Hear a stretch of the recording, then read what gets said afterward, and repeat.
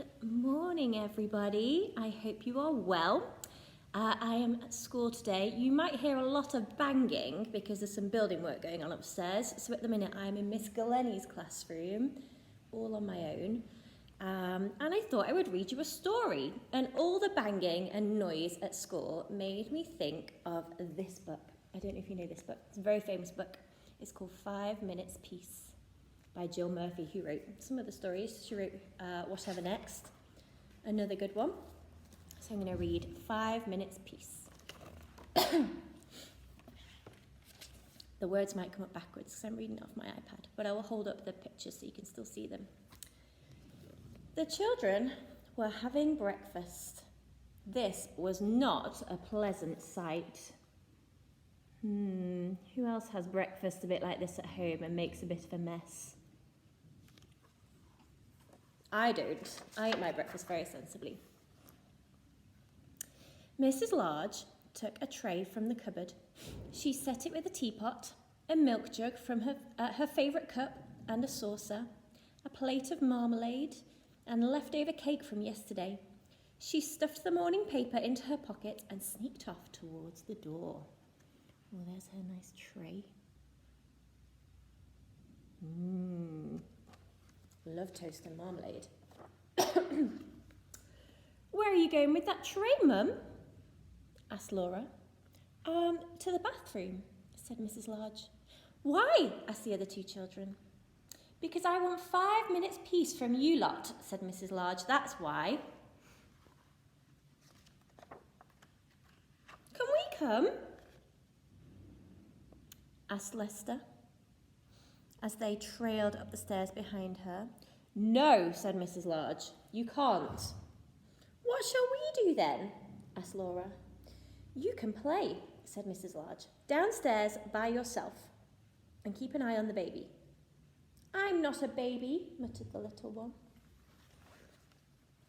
I bet there are some grown-ups at home who are ready for 5 minutes peace. Hope we're all being sensible and helpful.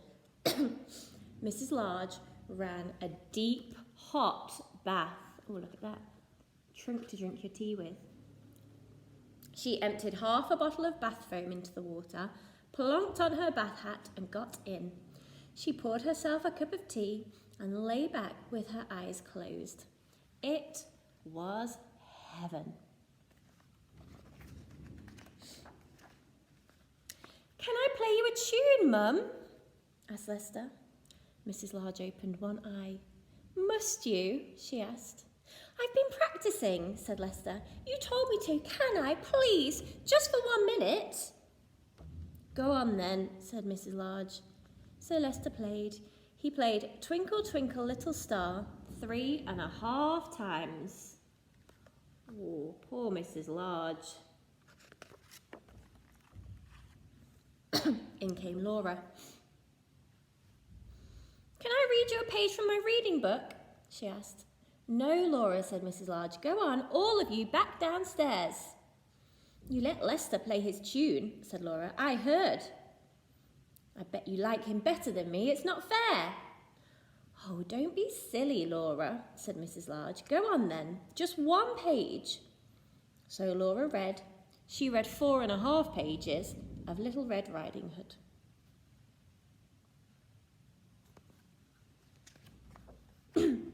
In came the little one with a trunk full of toys.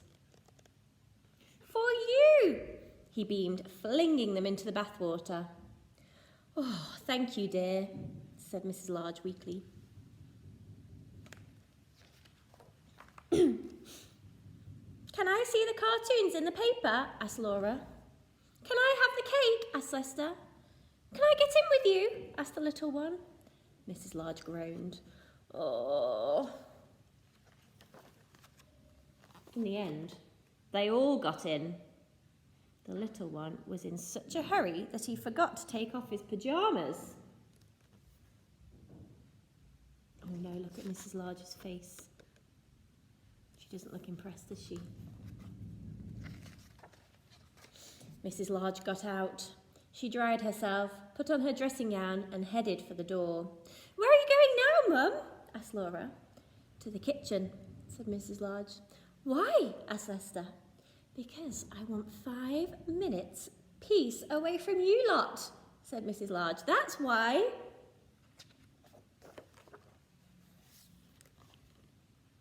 And off she went downstairs, where she had 3 minutes and 45 seconds of peace before they all came to join her.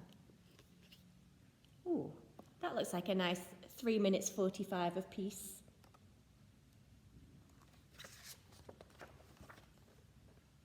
The end. You know how I like to finish a book. The end. Oh, poor Mrs. Large. I bet sometimes, whilst we're all at home at the minute, I bet we all need 5 minutes peace. Hand up or give me a wave if you're someone who could do with 5 minutes peace to themselves. Doesn't matter if you're a grown-up or a kid. I think a bit of time to yourself is really, really important. So you might see your grown-ups need a bit of peace and quiet, and you might give them 5 minutes peace, or you might need 5 minutes peace yourself, and you might say, I'm going for 5 minutes peace. That's a really good thing to do at the minute.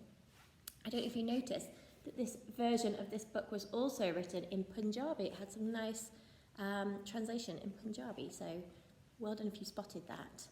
But you all have a lovely day, and I'm going to try and post some more stories and maybe some poems over the next couple of weeks.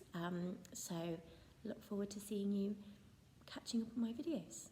See you all soon. Bye.